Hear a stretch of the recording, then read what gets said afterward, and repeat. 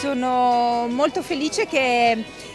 sia Marostica che Bassano organizzino questo evento, perché sono convinta che sarà un evento spettacolare sia per la popolazione che per gli atleti che parteciperanno a queste due magnifiche gare. La rossa volante Francesca Porcellato, atleta azzurra paralimpica, plurimedagliata ai Giochi Paralimpici così come ai mondiali di atletica, sci di fondo e ciclismo, madrina d'eccezione alla presentazione ufficiale dei circuiti di gara dei campionati italiani assoluti di paraciclismo in programma il 22 e 23 giugno lungo le strade di Bassano e Marostica. L'assegnazione del cronometro avverrà nel sabato pomeriggio, quindi il giorno della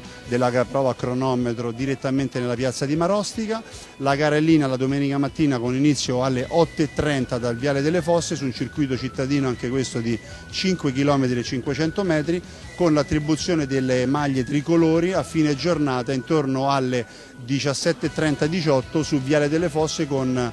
scenario il Monte Grappa che fa da cornice a questi campionati italiani assoluti di paraciclismo.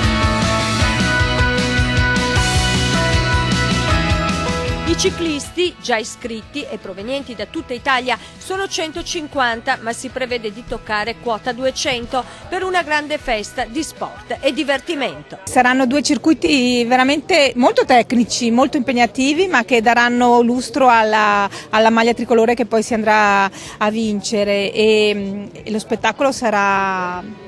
assicurato sia da parte dei protagonisti, dunque degli atleti, che dalle persone che verranno a vederci, ad applaudirci e a sostenerci.